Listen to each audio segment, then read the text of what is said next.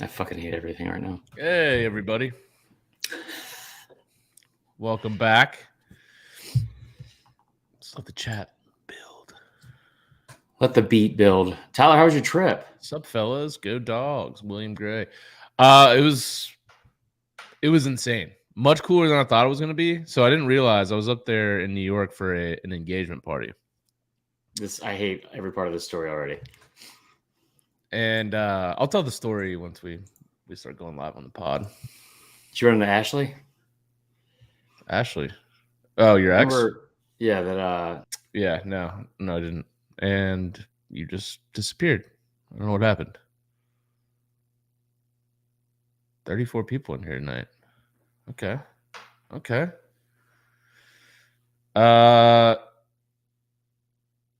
Yeah. Okay. I don't know why there's so many people in here right now, but this is great. Fantastic.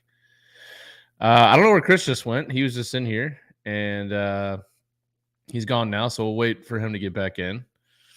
But yes, I was in New York. I actually saw. There he is. Any reason why there's so many people here tonight?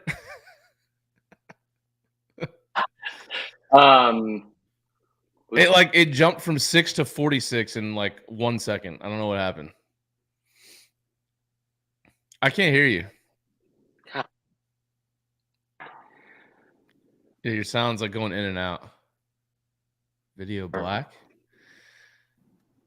All right, how's that? That's better. I hate everything. What's up, guys? This is awesome. We got a whole bunch of people in here. Okay, so I'm also gonna pull up the YouTube live. We could get the comments going from there. Or actually, no one's commenting. Never mind. This is a waste. Yeah, there's 5 on YouTube and 33 in the Facebook group. That's a bit above average. And 1 on Twitch, and that's my boy Booza. It's going strong on Twitch. I love it. All right, let's get it going. Ready? Yeah, let's do it. 3, 2, 1. Hey, everybody. Welcome back to the College Football Uncensored podcast, brought to you by Saturday Down South and Texas Pete. I'm your host, Tyler Huck, and with me, as always, my co-host and apparently Ole Miss fan because he's wearing an Ole Miss shirt there. Just a shirt. So, it's all that fits right now. It's like sweatpants. Welcome to the 51 of you that are live what is currently. Happening right now? I have no idea. Did Bama lose or something? And I don't know. I is this because Stetson almost won the Heisman? What's going on? I don't know. Maybe someone famous shared it. Chris Farley's here. Which is Yep. pretty sick. Hotty toddy. Where do you want to start? You want to start with your stupid vacation for engagement parties? I was in New York. I was actually in the streets of New York last night and I just saw Carson Palmer and his wife walking by because the Heisman was up there. Oh yeah. So that was weird. It took me a while to place him. You know how you'll know who someone is, but you're like, I shouldn't see this person right now. Why do I know this person? And then you're like, oh, that's Carson Palmer. No. But yeah, so I was up in New York with my wife. Her best friend just got engaged, and her best friend was like a model up in New York for years. Moved back down to Atlanta, but had met this guy up there that was like a restaurant owner and all this stuff. So they're getting married. Well, I didn't realize that this guy and his twin brother were just like everyone in New York knows them. So everyone. We were just walking down the street. Everybody knows these guys. It was insane. I felt like a celebrity almost. Went into these very exclusive restaurants, where he knows everybody, the owners and stuff. Last night I was sitting down at dinner next to 2 Instagram models that both have one has 3.5 million followers. The other one had over 1 million. I had no idea who they were, but I mean, I could see why they're Instagram models. Sounds like a fun trip. It was a lot of fun. It was also very expensive. Much more expensive. It was one of those if you ever go to a group dinner and one of the guys is super, super rich and he's keeps ordering things, and then it's all right, let's all just split the bill. That's the fucking word. Group dinners in general, anybody's having a birthday party of over 8 people or 10 people. Yeah. It's time to reconsider things, guys. I mean, We're not 11 anymore. We're not going to get a bunch of birthday presents and baseball cards. So there's no reason to Beauty and the Beast style yell at your friend from work while you're trying to balance it. That's also awful about birthdays, is like trying to balance your work friends versus like your other friends, like your real friends. Your real friends. So I wanted to give a shout out real quick in the chat. So thanks for the reminder, C. Rich. We were talking about this before the show. So apparently, like, I'm not even joking here, Mike Leach, head coach of Mississippi State, is like severely ill. Like, had to be airlifted. Give it a shout out. Well, we wanted to give him a shout out to say, we're praying for him. Yo, Mike Leach, listen, impending death, like giving you a shout out right now, bro. That's awful. Like what happened? Because he doesn't seem like he's very healthy, but he also didn't seem like he was in bad health. I don't know, but there was a post on Mississippi State's 247 from like their main editor that said that he was airlifted to Jackson, Mississippi in a helicopter. But like apparently whether he makes it or not, like he has a long road ahead of him. Like I don't think he's gonna be the coach next year. Oh shit! This is like serious. Yes. Wow. So that's awful. I don't know if anyone else in the chat has more. I just saw this post on 247 like right before we logged on. But yeah, like the guy on Mississippi State, he's like, this is not some fire drill or something that involves a cough. Coach needs prayers and he needs them right here and right now. So I don't know if it's COVID related. I don't really want to get into that. Yeah. So prayers up to Coach Leach. I'm actually wearing the Air Raid shirt for the man. Love it. So yeah, prayers out to him before we get started with the show. But yeah. So anyways, I guess so the Heisman was this weekend. It was. In fact, it was this weekend. I think it kind of went exactly how we thought it probably would, but we still got to talk about it. Your thoughts? So, and Mac Nicole the fourth Alex said, this is a great start to the show. It's like, I always love the viewer feedback. Can you provide a legitimate and rational reason or just more verbal diarrhea and cranial constipation? What? Well, I can try. So listen, like I still maintain that Stetson Bennett should not have been invited. I just like, and just Georgia fans, this entire like just trip and evolution they've had as a fan base, specifically with Stetson Bennett, is hilarious to watch unfold. Because this time a year ago, we like the narrative was, we can't win the big game. Like we can't win the national title. We can't beat Bama with Stetson Bennett at quarterback. He had just come off the SEC championship game where he threw like 3 picks. And now he's a Heisman finalist. And it's awesome. It's an awesome story. And I'm glad that fan base is finally supporting him like they should have been probably doing the first year and a half to 2 years of his, as a starter. That being said, like, just absolutely miss me with if anybody has the excuse of it's not a stats-based award. It 1,000% is. Whether we like it or not, it 1,000% is. And like the Heisman has been one of those things. It's kind of like changed, like the meaning of it, like the meaning of votes has kind of changed like at different times throughout the years. Like used to not allow like underclassmen to win, and used to be like, fucking Eric Crouch won it for some reason one year. But now it's 1,000% stats based. And if you don't believe me, you look at the numbers that the quarterbacks have put up in the past 4 or 5 Heismans, like Lamar Jackson, 50 touchdowns, Baker Mayfield, 40 touchdowns, Joe Burrow, 65 touchdowns. Like it's absolutely a stat-based award. And Stetson had some good stats, especially against ranked teams. Yeah, and more importantly, he's won a lot of big games recently, which, so someone in the chat saying, why was the narrative that Georgia fans, weren't happy with him? It's up until last year, the games that he had played, he'd lost a bunch of big games, which we got. So, yeah. And here's the other thing, too. If you're going to like sit here and bang the drum for Stetson, and again, it's awesome that they're finally doing that. I didn't hear any of this after the Kentucky game. I didn't hear any of this after the Georgia Tech game.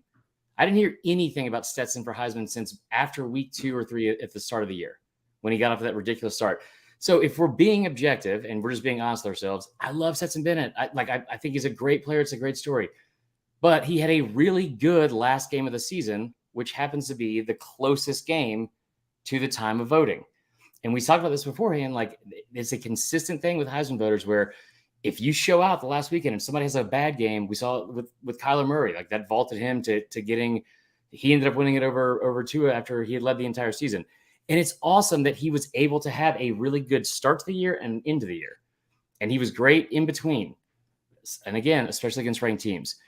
But there hasn't been a single quarterback that's been invited to New York, like even invited, that's thrown less than 20 touchdowns in the last decade besides Keenan Reynolds, who is Navy's triple option quarterback.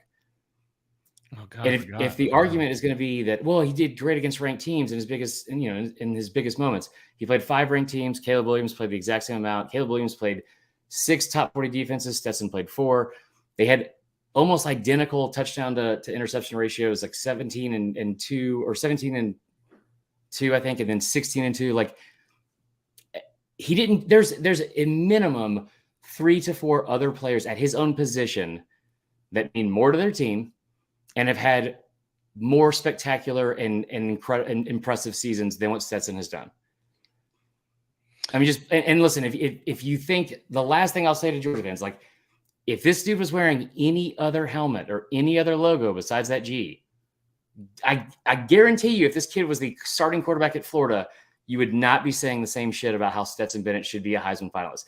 And again, I love Stetson Bennett, but putting up like a slightly above average numbers doesn't deserve, like, I think, a trip to New York. I actually personally think it's kind of crazy that to me, like, Blake Corum and Hendon Hooker both had better years, and I feel like unfairly, because they got injured at the end of the year. Yeah, it shouldn't diminish what they did for the first 10 games.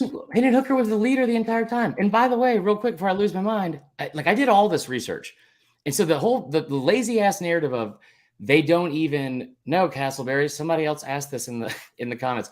The whole narrative of, like, well, the Pac-12 is weaker. He's playing against weaker opponents. Again, the Pac-12 had 6 ranked teams, the same amount as the SEC this year. Caleb Williams faced 2 more top 40 defenses and the same amount of ranked teams that Stetson Bennett faced. Right. I don't understand. Like, every single metric you look at, it's like, and again, a great story, but like Hendon Hooker, like, yeah, he played 11 games and all of a sudden he's out. And then, like, I don't think Bryce necessarily should have been invited, but like Bijan Robinson had 20 touchdowns and like didn't even sniff an invite. And I understand the kid from UNC fell off at the end of the year, but if the arguments could be, well, how many of those players are undefeated? First off, stop moving the goalposts, because that's never mattered as to why you win the Heisman in over a decade. Maybe since Troy Smith. Like, that doesn't warrant a Heisman trophy. Yeah, I mean, I love the old, like, it used to be, it's an outstanding performance which best exhibits the pursuit of excellence with integrity. Winners epitomize great ability combined with diligence, perseverance, and hard work. This award came out in the 30s, and that explanation of the Heisman Award is from the 30s. Yeah, for sure. Let's be real honest. Hard work. It might be the only thing that like that might have been his best argument, was like, yeah, like he was like a 1935 winner of the Heisman. Yeah. Look, I hate to diminish Stetson, because he obviously has had a fantastic career that's definitely not over. But I mean, Caleb Williams was by far and away the guy who should have won the award. 4,075 yards, 37 touchdowns to just 4 picks, completed 66% of his passes. In a year where USC, like, we kind of came on here at the beginning of the year and we're like, yeah, USC, like, it's year 1. They sucked last year. Everybody chill out. And they were on the doorstep of making the playoffs. 4-8. Pretty crazy. Lincoln Riley now has 3 Heisman winners out of the last 6 seasons as head coach. All of them were transfers. Yeah. Every single one. Yeah, so it's pretty cool. Obviously, Max Duggan came in second. He was the closest, but it really wasn't too close. CJ Stroud third, Stetson those fourth. Pictures, dude. You see that kid just dripping swag all weekend. I'm Max talking Duggan? lands in head to fucking toe, dude. Oh, yeah. Yeah, my man worked in an REI in high school, no doubt. For sure. We do have one comment that said, next topic, sad to say, we're not going to move on yet because I have a couple more things about this. Just also Caleb Williams, that speech, I thought it was weird, like just seeing some of the reactions to Caleb Williams, like about him not being like apparently people think he's like not a good kid and I don't really know. I think Where did that the come fingernail thing, like probably, okay.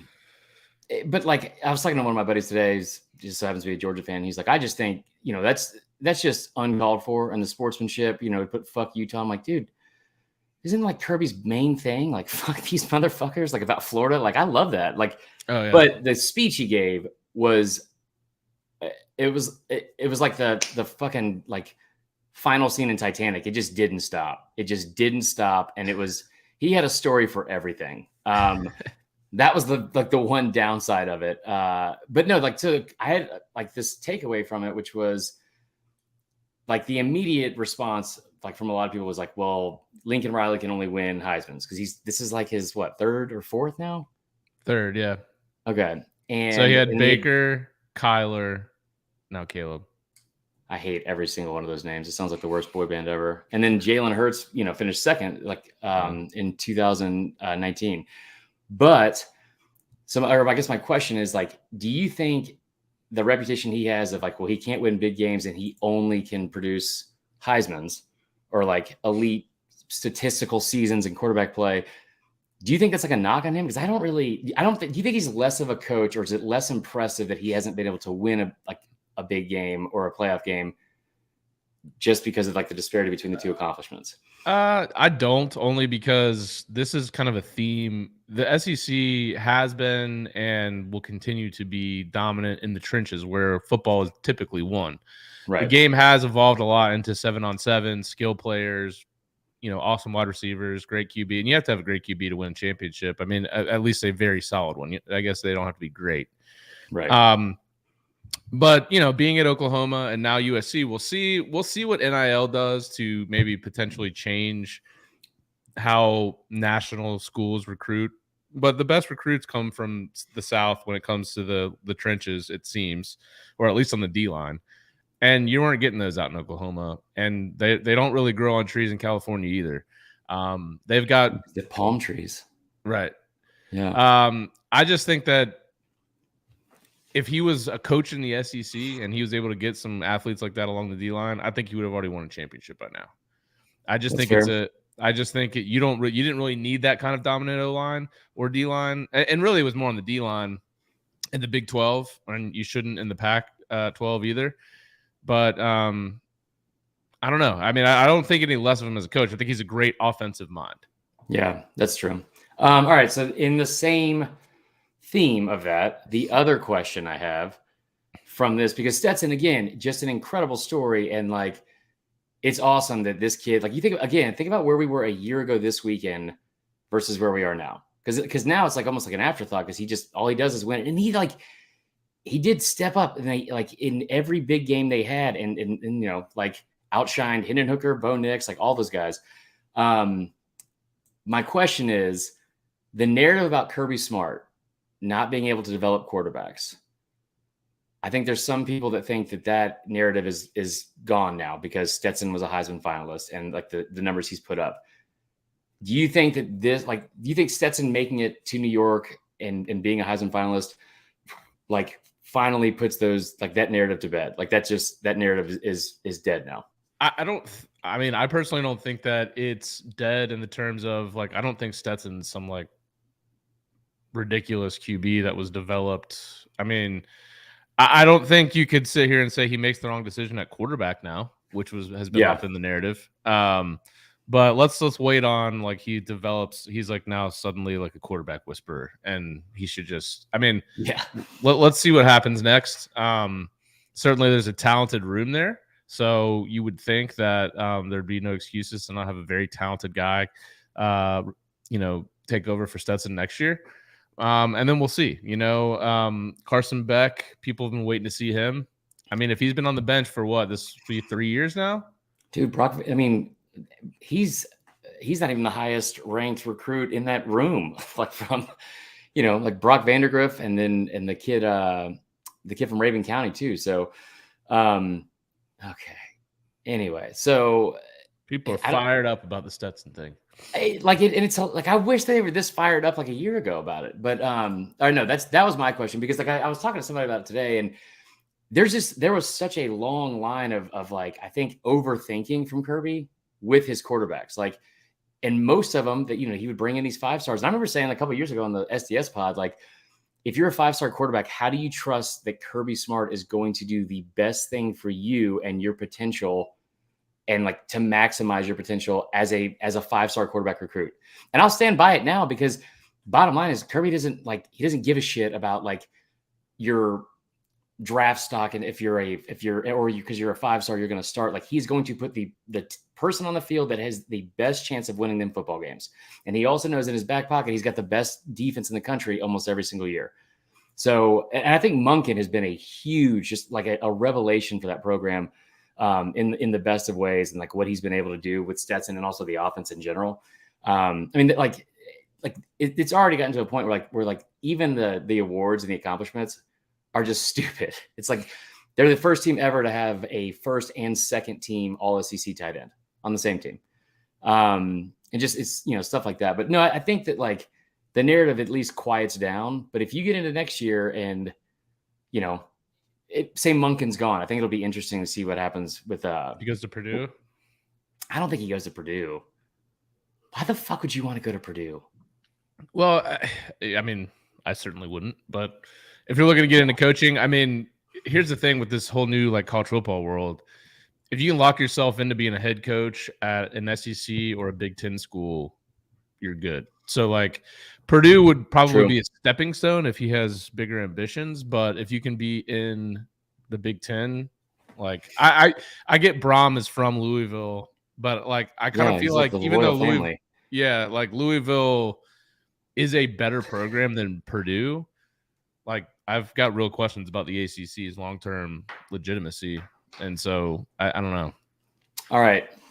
Well, listen, I wasn't necessarily going to end this segment yet, but we're going to, because I just saw a comment that said Mike Bobo is already here, as if that was the answer for if Monken leaves. And I never thought I would hear that. So, the big news I think from this week was everyone left.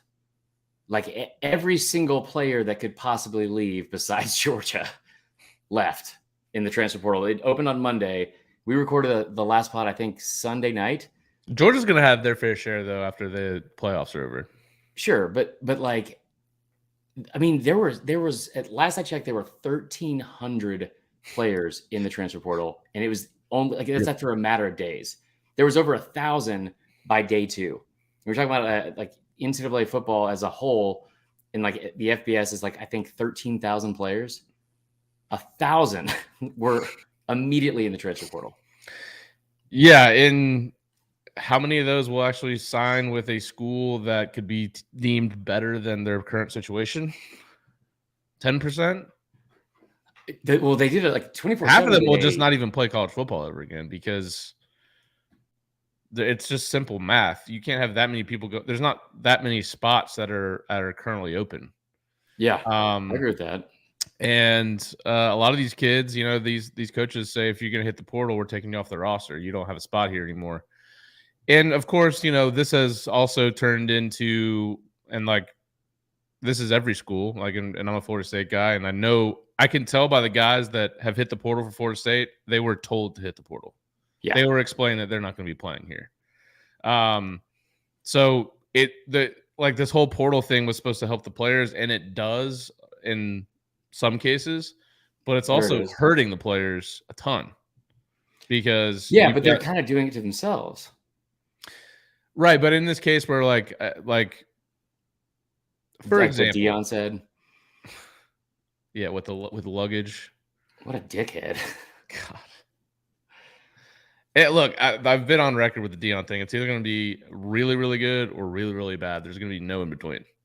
I just like that wasn't astonishing necessarily. It was, but it wasn't, because it's Deion.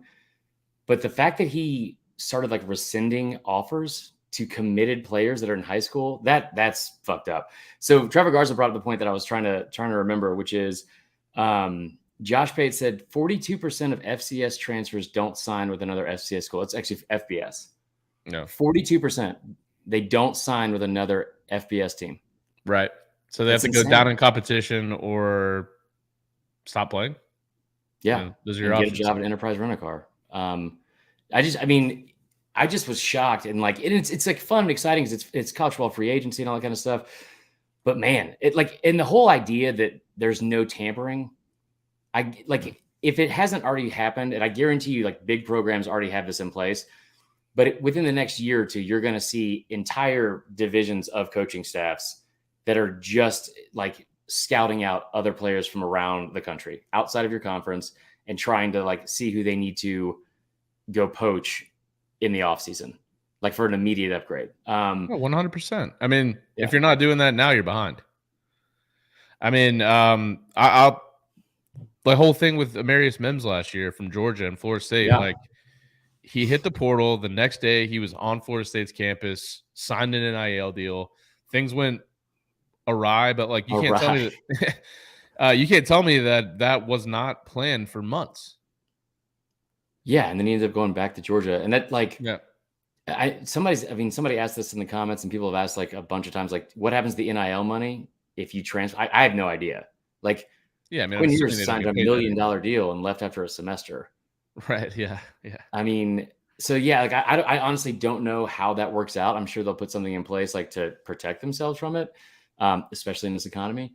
But yeah, I mean, like it's wild because like it's affecting high school recruiting for one, because you're basically getting. I remember like playing baseball in college, like a lot of coaches, especially if they were coming into a program and just starting and trying to build up a program, they would just go like raid JUCOs way over and like prioritize that instead of high school recruits, because you're talking about like veterans and like people that have already been playing for multiple years and like grown and like just a little bit like more physically developed and all that kind of stuff. That's what they're doing now with the transfer portal. But it's like also it's bizarre to watch the value of some of these players, because like they don't rate any of them like 5 stars for the most part. And I'm looking at the list from 24/7, and this is my next question I want to ask you is like top needs for some of like well-known schools. I was looking at this list, and this is just the overall top players in the transfer portal. Okay. And hold on a second. So A&M, Denver Harris is a cornerback. There's a cornerback named Fentrell Cypress from Virginia. Mm-hmm. Devin Leary, we talked about that a little bit, from NC State. Jaheim Bell's in there, and DJ Ualungale. That's the top 5. Spencer Sanders. How is he still eligible to play? I don't know. 24/7 is doing everything in their power to not let him. Like he is. I mean, this is like a 3-year starter, right? Dude, he's been at Oklahoma State since like I think before Brandon Whedon. Okay, so he's the 56th ranked player in the transfer portal. Spencer Sanders is? Yeah. I mean, I thought he was better than that. I did too. I mean, it's just wild to watch because like some of the stories and stuff like that, like the theater of it's pretty great. Fucking Austin Stonger, who went from Oklahoma to South Carolina, went back to Oklahoma. So South Carolina lost both their tight ends. Yeah, and Jaheim Bell apparently is going to go to Florida State, but like Connor brought this up too. Them going, I would take a look at Georgia if I was them. Right, I mean, right. Just throwing that out there. But yeah, some of these names, like what are, like off the top of your head, like what schools have like the biggest needs they could address in the transfer portal? So like Auburn quarterback, Everything. Like, how about if Hugh Freeze goes out and gets Devin Leary? I mean, that totally changes what Auburn is overnight. Immediately. But I mean, like, what do you think Bama does next year? Like, do you think Milroe's the guy? Do they throw in the Ty Simpson, or do they need more of a veteran? Because I know Simpson's a true freshman this year. I would love if Milroe like played a full season, because I think he's just an electric athlete and he's so much fun to watch. But that's a 9-3 or 10-2 season for sure, because he's just not a developed passer. If I'm Bama, like I immediately go get Devin Leary and like throw any amount of money at him possible. Because here's the thing about Bama too. I've been saying this for a while. Like you start seeing like the drop off they've already had in terms of like underachieving this year. You don't just reload generational talents at at every position. Like, you think about how average the quarterback position was at Bama for years and years, and then you get Jalen Hurts, Tua, Mac Jones, Bryce Young. Whoever's next, like, there's probably going to be a drop off. Like, you gotta like go out there and try to shore that up immediately, especially if fucking Bill O'Brien is still employed. I'll be fascinated to see where DJU goes. I still think that he can have decent numbers in a West Coast on a West Coast team, a little bit closer to home, maybe a little bit easier competition. I'm not saying the ACC is the easiest competition or the hardest competition, but I think that's, and then Brennan Armstrong, the QB from Virginia, he wasn't very good this year, but he was extremely good last year.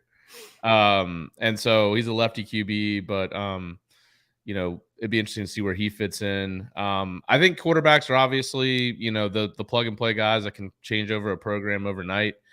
But I mean, even if you take a look at like wide receiver, like this kid, Ali Jennings, who's like the top receiver on 3. Like, he's coming from what logo is that? Old Dominion. Yeah, and there's one from Rhode Island too. Yeah, a tackle from Rhode Island. Like, this kid, he's 6'6", 320 playing at Rhode Island. Like, so also real quick, I love the fact that the kid from Western Kentucky was like just thriving all year in that offense, because like that's what the offense does, and immediately tried to cash in on it, and is in the transfer portal as well. The Austin Reed kid, the quarterback. Yeah. He was at West Florida before that, transferred into Western Kentucky for a year, put up a bunch of numbers, back in the portal. Yeah. Anyway, yes, it's super interesting. I think, like, just again looking around the SEC, like, other needs, like Kentucky really needs a quarterback and an offensive line and skill position players. Also, they're going to lose Chris Rodriguez as well. I don't know what Tennessee really needs. I mean, like, I'm sure they need something. I just can't, off the top of my head, think of like anything. Defensive players. I mean, yeah. Apparently they need a tight end, because I know we're fighting them for the second ranked tight end on 3, which is Kyle Morlock, it's insane, dude. He's not even from FCS. He's from Division II. Okay. He goes to Shorter College in Rome. I heard about this kid. Okay. 6'7", 250 pounds. I mean, I can't find any tape on him, because I mean, for those of you who don't know where Rome, Georgia is, I mean, to think that there's a college in that town. Well, it's not a shithole, but it's like, and like, this kid's getting offers from Auburn, Tennessee, like Florida State's big in on him. Like, so obviously there's some tape out there on him, but I know that Tennessee, and they already picked up a Tennessee transfer, McAllen Castles. From these are okay. We're getting more Lake and Tahoe. more into like, remember when you would play like Dynasty mode, and like in year 6 or 7 in NCAA football, all the names would be fucking ridiculously made up because they're just like, they ran out of stuff to say. Mackenzie Castles. McAllen is actually his name, like the Scotch. Wow. Yeah. So and trust me, like, there's already whatever you said, 1,300 kids in the portal. There's going to be more, because there's still 4 teams that are actually playing for something worth a shit, that most of their players aren't going to be in the portal unless they truly just aren't even playing at this point. Like, I saw Michigan had Cade McNamara and one of their tight ends go in, but like, obviously those guys aren't playing if they still have a chance to win a championship, and they're like fucking them out. But you're going to see a lot of talented guys off Georgia enter, and then we're going to go through the spring period. Think about Georgia. Think about Georgia. They're going to have a spring competition. Someone's going to win that job at quarterback, and there's 3 other 5-stars that are just sitting there on the bench like, all right, well, fuck, I've been here for 2 years. And it's like that at every fucking position now. So I'm just saying, there's still going to be a lot of movement on this. Mm-hmm. I'll be interested to watch Clemson, man, because Dabo has been very like against taking any portal players. Yeah. And he's starting to lose a lot of players from the portal. I was looking at them, like, they are losing a lot of players off this year's team. Like, a lot of snaps played. And a lot of talent on that defense too. Yes. And I'm just saying, if you're not taking portal players at this point, you're behind. And I just think something like that is gonna ultimately undo him. And maybe we're seeing signs of that already. Yeah. Looks like Arkansas got a nice commitment from the number 3 ranked or number 4 ranked receiver from Texas A&M Commerce. Andrew Armstrong. He's 6'6". So a lot of movement. Yeah, it's impressive. All right, yeah, we don't need to get into all of it because it's going to be an ongoing thing. Also, signing day is coming up. I think, is it this week or next week? Signing day is next week. It's like right Jesus before Christ, Christmas. man. It's weird as fuck. Yeah. And we'll probably get more into that, I think, next week, maybe. Like, I just, recruiting is such a fucking monster to keep up with. Dude, and with NIL, like, obviously we saw last year with Travis Hunter, like, anything could happen at this point. Like, you could just come in, like, if someone desperately needs, like Auburn, apparently they have built a war chest of NIL shit. Like, yeah. How do you, like, how do you know that they don't go in and just say, like, hey, you know what? Like, number 1 running back in the country, we need talent in this offense. We're going to offer you, if Texas is giving you 2, we're going to offer you 4. Come here. Yeah. And it can change at the last minute. So, really, until these kids sign, I mean, and I'm jaded as a Florida State fan with the whole Travis Hunter thing. I mean, who knows where any of these kids are going? I don't understand why people would still be going to Texas A&M with Jimbo's coach. It's just a personal thing. We're not going to attack Trevor Garza again and his. No. But, like, dude, they're like kids that were freshmen this year are already leaving. Like all the, like Chris Marshall you saw left. They're top. You know, him and Evan Stewart were the top guys there. They had a 5-star DN that was a freshman this year leave. I don't know. I'm sure Jimbo will turn it around, but Tony Grimes, or was it Tony Grimes, the kid from UNC? Yeah. That'll be interesting to watch that one. But yeah, like it is essentially just free agency and players moving from team to team, just like coaches used to do. I still want to get into your potential early Heisman candidates for next year. Mainly because I want to make fun of. Yeah, I think that's one. Yeah, no. Connor did an article today that he posted, and it was really good until the very last one, which I'm going to surprise you with, and it's going to shock you, like legitimately shock you. But no, so like with all the shit going on with like transfer portal and all that chaos, like the coaching carousel has been, outside of Hugh Freeze, I feel like very, very overlooked. Like Matt Rule went to Nebraska. The news that came out on Friday. There's not a ton of high profile openings though. No, that's true. Like the last couple of years, there have been huge jobs that have been filled, like Florida, LSU, USC, Oklahoma, like Notre Dame, LSU. I think I said, but like all these big names, I think we're just kind of in a down cycle for the coaching, which is good to keep people employed. But the assistant coaches, Barry Odom leaves Arkansas. Arkansas fans rejoice, I'm sure. Probably, yeah. Like that was, man, he could do no wrong. I think he's at UNLV. He took the UNLV job, which I really was hoping Coach O would get. Liam Cohen, this is probably the most encouraging news, that Liam Cohen coming back from the Rams, going to Kentucky. And if you just watched Kentucky, not even this year versus last year, but the 2 years prior to him being there, when Terry Wilson was the quarterback and Lynn Bowden. Yep. I mean, they couldn't do hardly anything on offense. It was like at one point when Bowden came in, they were running the football 82% of their plays in the final 4 or 5 games of the season. It's crazy.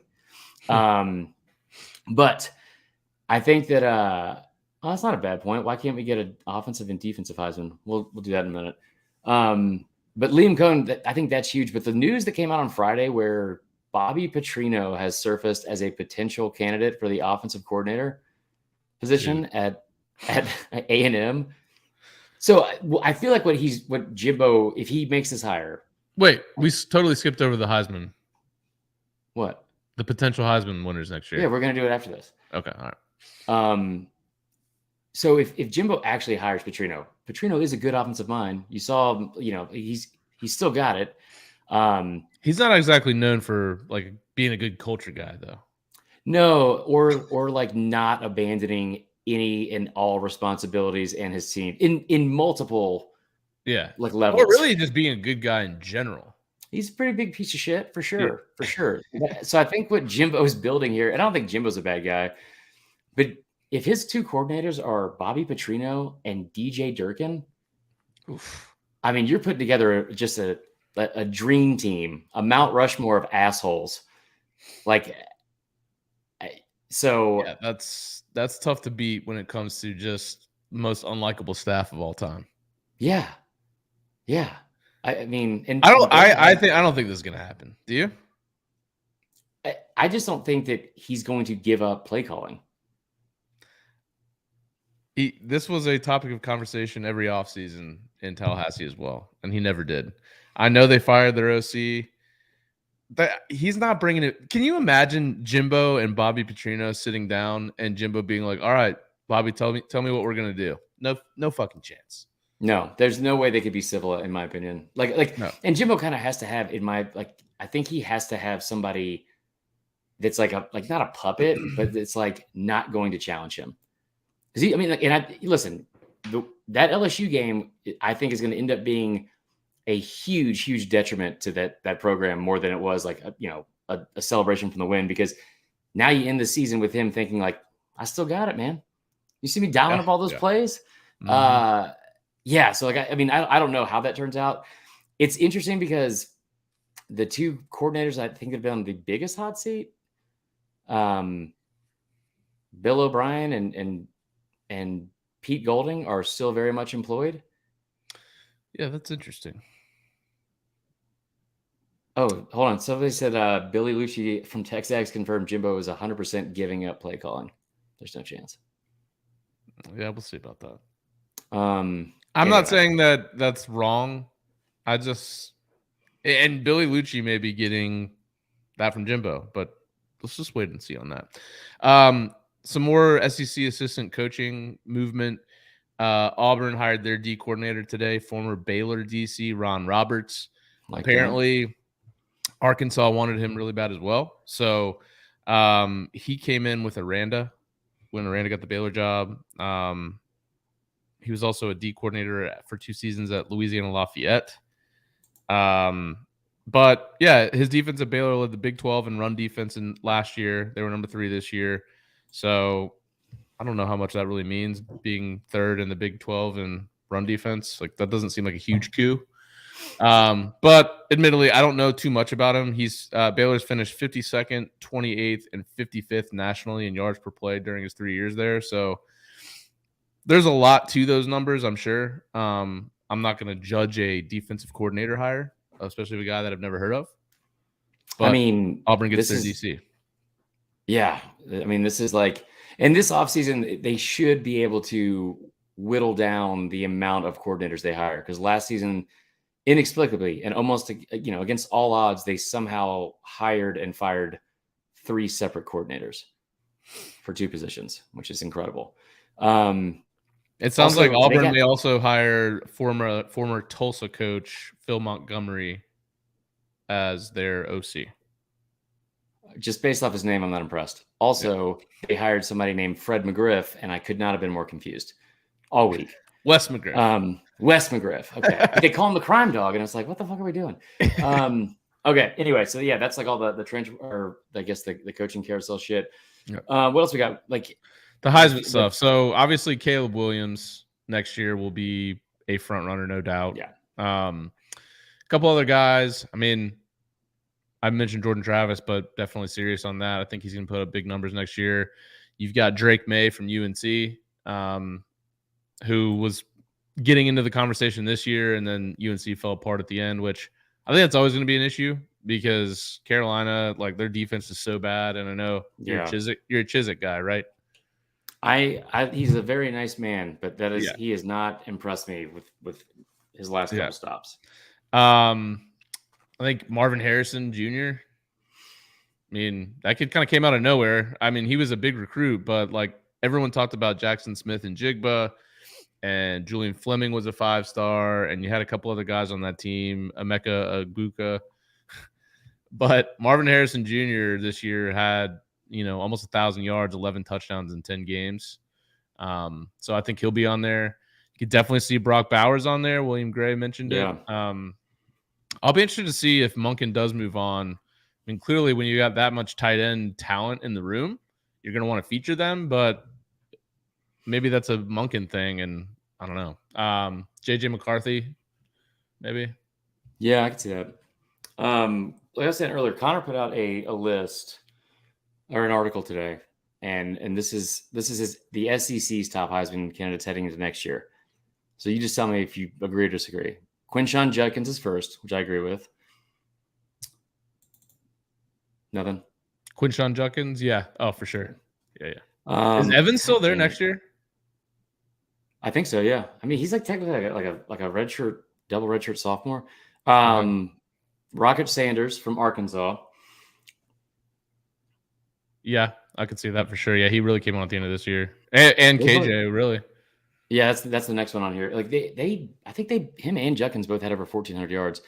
Yeah, look, you look at KJ Jefferson, he just continues to fly under the radar just because the team, but he's been incredible, really. Like I hate the fact too, also like another lazy narrative is like, yeah, he's a dual threat quarterback, he's a running quarterback. Like he can run, but like that's not what he does. Like that's not his whole thing. Right. He's like because he's a big dude. 43 touchdowns to 8 interceptions over the past 2 seasons. He's been ranked in the top 10 nationally in QB rating each year.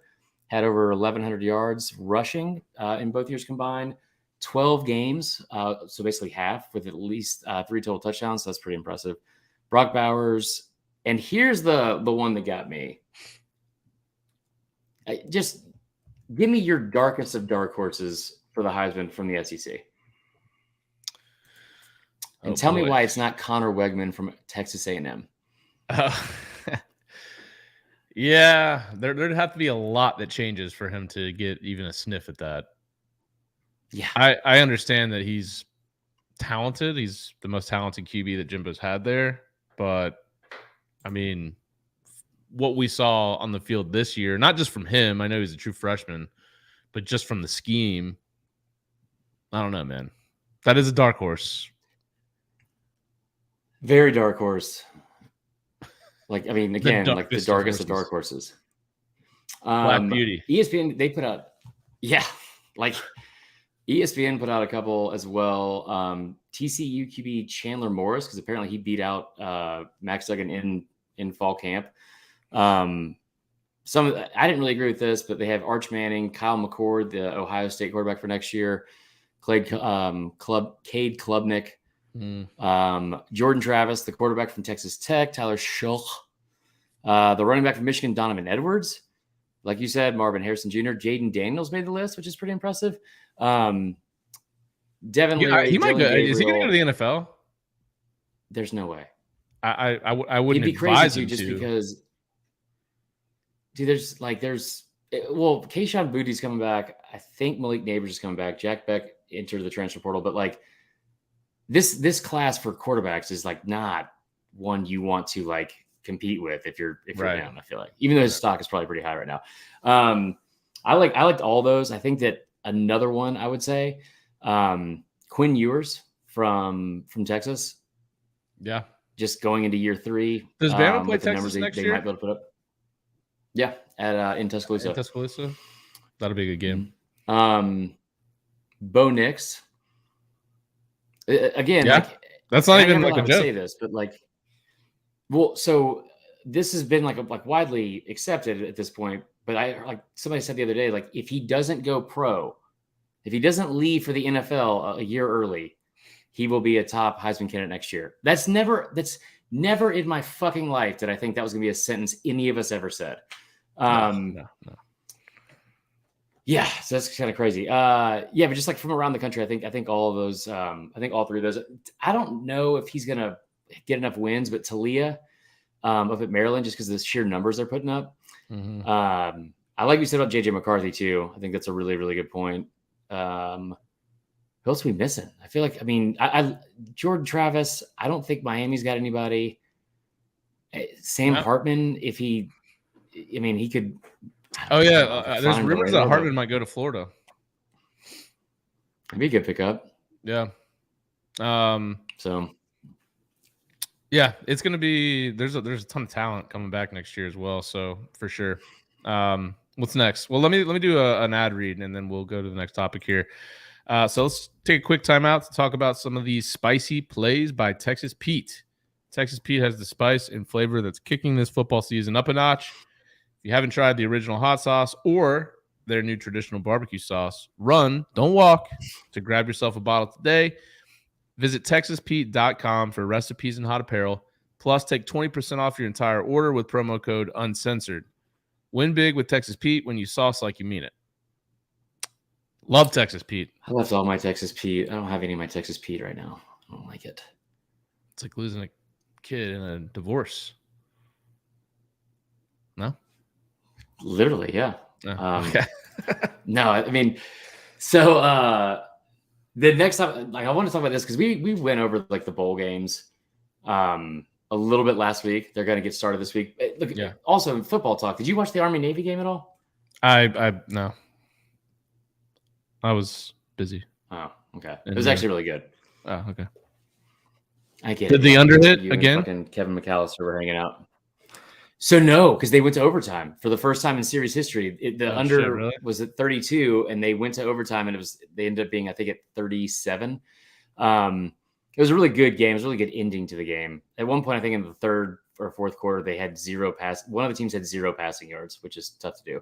But yeah, that was a good game. And then, so the other thing is, I was looking at some of these bowl games because like not all of them are great, but there are some that I think have a really good opportunity, like and we talk about all the time how like the playoff, if it's playoff or bust, and like if you're not in the playoff, it's like the bowl game doesn't matter. But there's a couple of games that I think could be like a huge springboard for certain teams going into next season if they win. So I was gonna say, like, looking through some of these bowl games, like which 3 jump out to you at most for like the biggest opportunity to like for like most to gain from a potential win in that bowl game? I can start if you want. Yes, please do. Okay.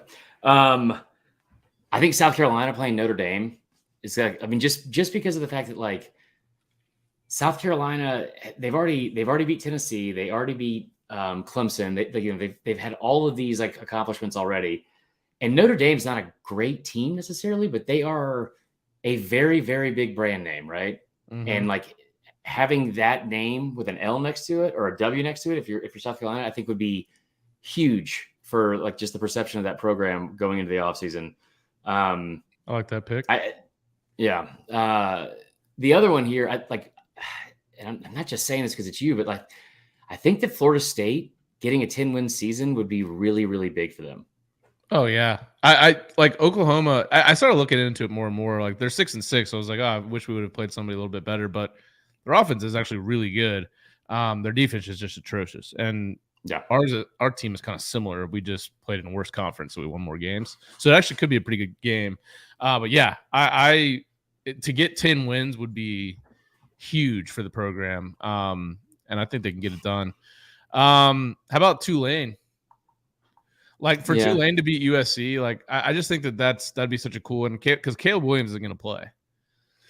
No, he's not. And by the way, people are going to be insufferable about the Heisman, especially, and also the Pac-12. That whole narrative is just going to get so much more strength to it if they lose at Tulane.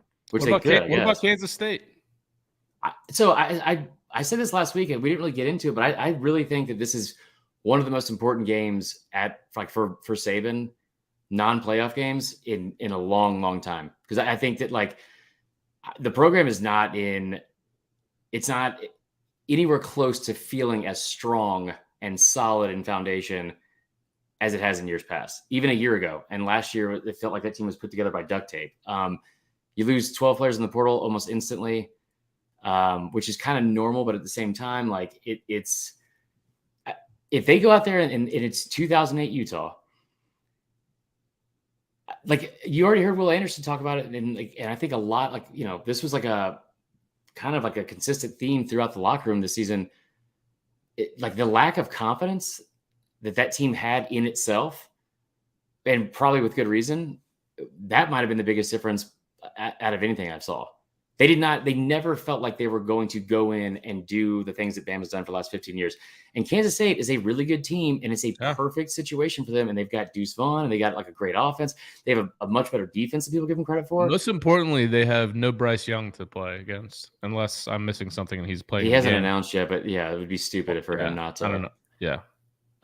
Same with Will Anderson, but like, you know, and the other part of it too is like, I'm assuming he's not going to play, nor should he. But this game could be really, really great and really fun to watch with Jalen Milroe if you put a game plan in place like around his skill set. Right. And Bill O'Brien refused to do that at the limited times we saw him this season. But I don't know. I think it's like if they lose, I think there's a lot of questions and I think there's probably some solid evidence that maybe the dynasty is dead. If that, it sounds weird because it's a bowl game, but still. Yeah. That should be interesting to watch. I am going to be watching that game closely to see what happens. Do we want to save the awards for later this week? Yeah, we can do that. Jump to the audience questions. Yeah, so pull up the audience questions, and also we have an announcement too about the bowl games. The uncensored moment of the week. We got to get back to doing this too. Have you seen what the Cheez-It Bowl? There's 2 Cheez-It Bowls, and everyone heard me fucking freak out last week because there's no reason there's 2 Cheez-It Bowls at all. And just the sentence, the Cheez-It Citrus Bowl, is disgusting. It's so much citrus and cheese. It's just it's fucking gross.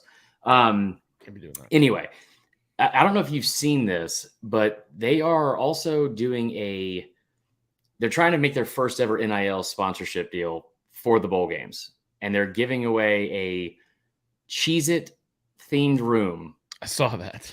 Okay. Can you pull up the picture? Yes, I will. It looks like a nightmare. It looks like a fucking nightmare. So Cheez-It, if you guys haven't heard this, Cheez-It is trying to have for 24 hours, make you feel like if you were staying inside of an actual box of Cheez-Its.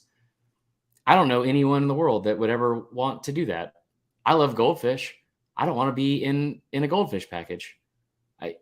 Just flat out. I like Triscuits. I don't want to spend a night inside of a ridged wheat. This is unbelievable. There it is, folks. The Cheez-It room looks like a lovely view of Universal Studios or something like that out the window. Oh my God. That looks like the worst place to stay ever. It vaguely looks like what I assume a New Mexico themed or motel in the 70s would look like. But also they're trying to make it where they're giving it away to a player the day before the game so that they in theory would stay there the night before in that room. God, look at that thing. Chris choose wicker furniture. I don't even know what that means. What does that mean? I have no idea, honestly. Anyway, yeah, I thought that was ridiculous. Just ugh. All right, let's get into some of the questions from you guys, the listeners. Willie says, worst or best Christmas present ever? We've done that before, I feel like. Okay. Zachary Warden says, does Ohio State with its receivers have a chance to upset Georgia, or will they get steamrolled like everyone else? I don't know if they get steamrolled because they are a very talented team and they've got more time to prepare and Ryan Day and all that kind of stuff. But there's also not really anything that would make you think otherwise if you look at their track record over the past 2 seasons. Yeah. I mean, as great as Ohio State we all thought they were, and I really thought that they were going to challenge for the national or win the national championship. I thought it was a foregone conclusion they would beat Michigan.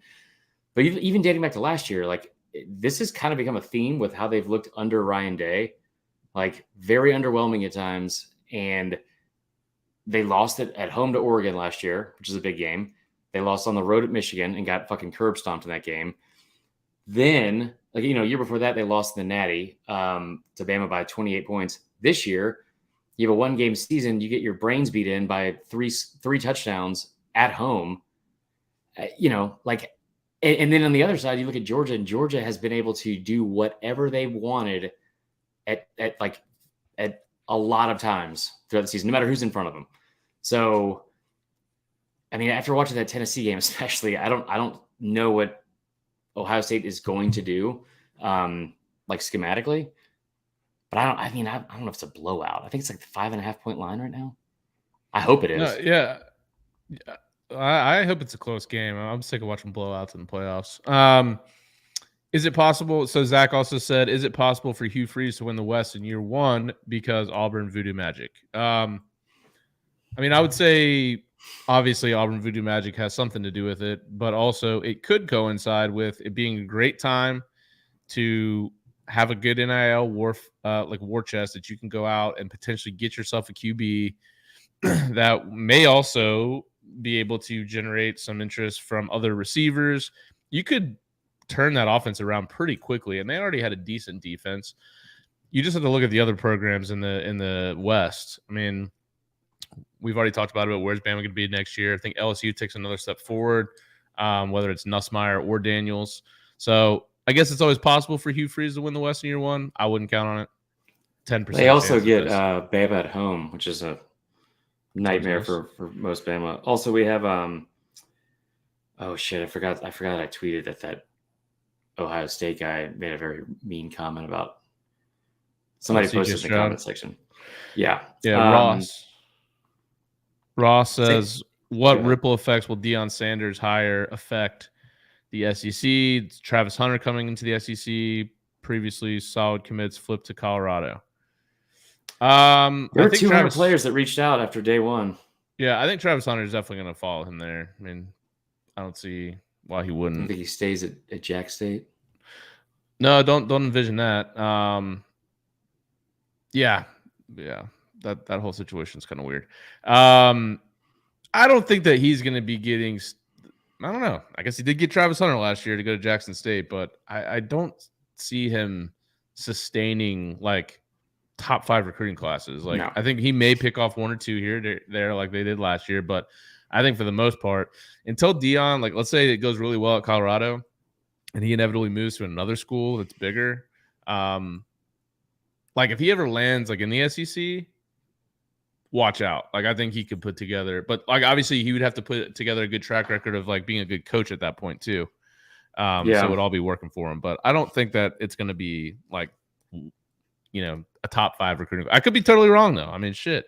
I mean, it is the worst Power 5 job in the country for sure. Yeah.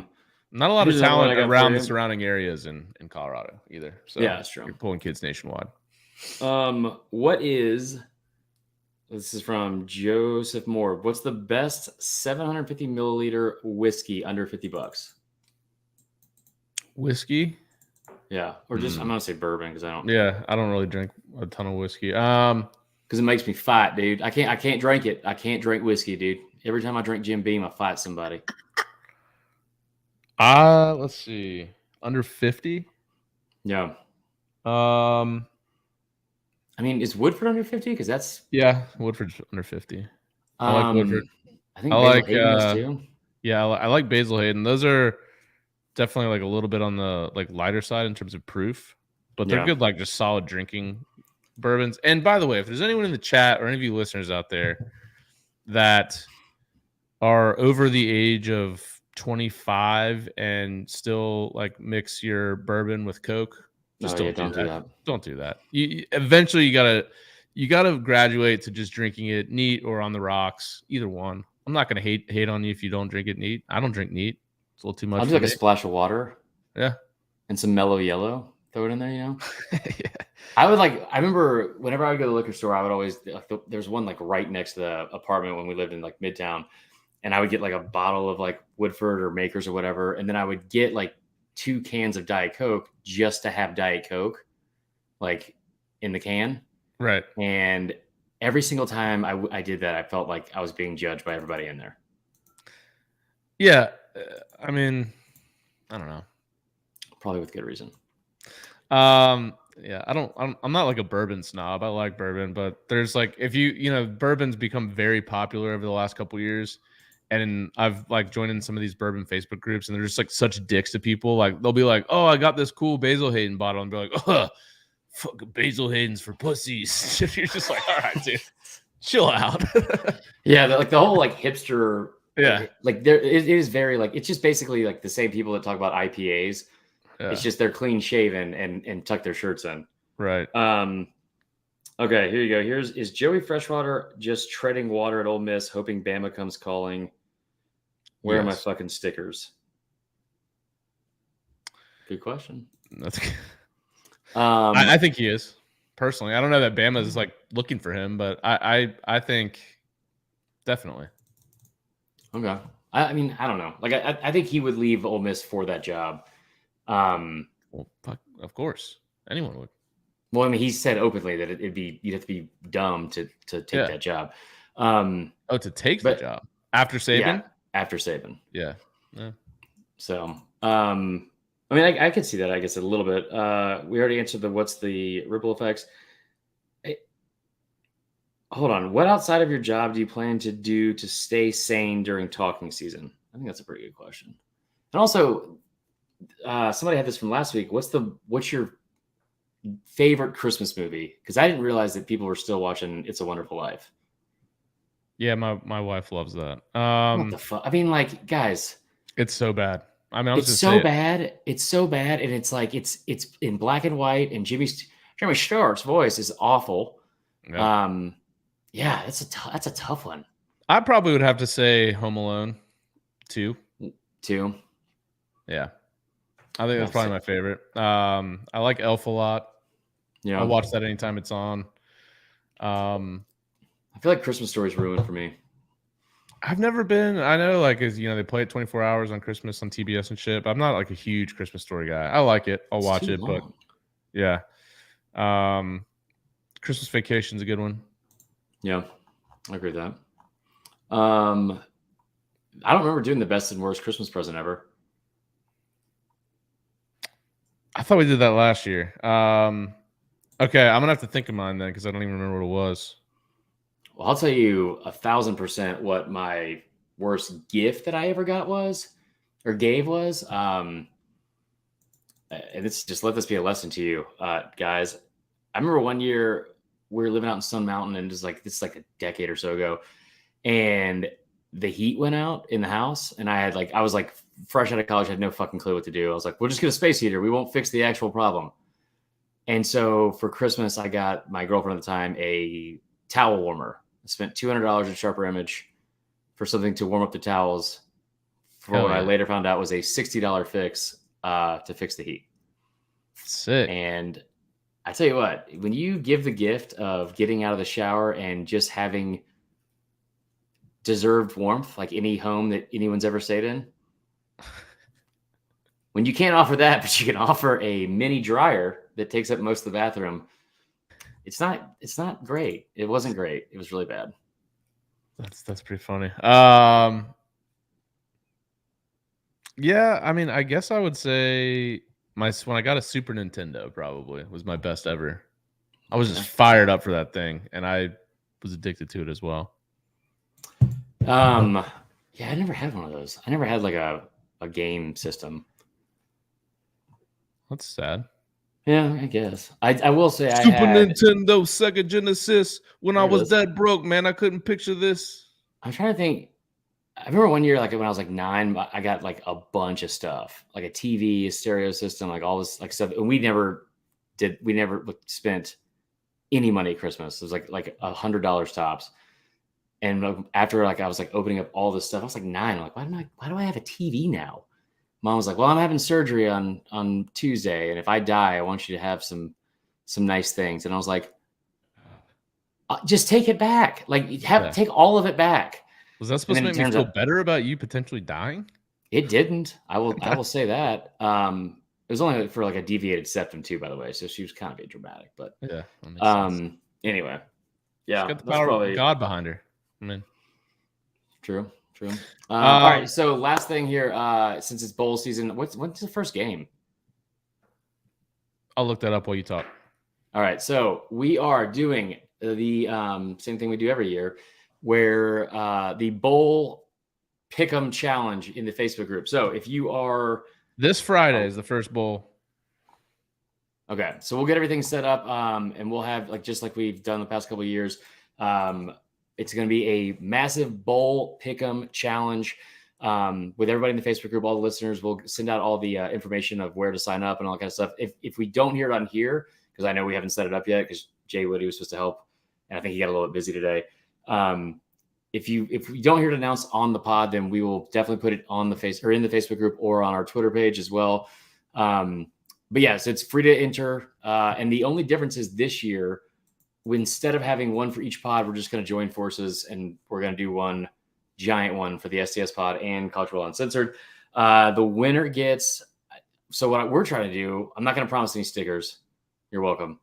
In the past, we've like had somebody come on like in an interview and get to do like a fourth and wrong type thing. That will still be the case for Connor's and Will's podcast.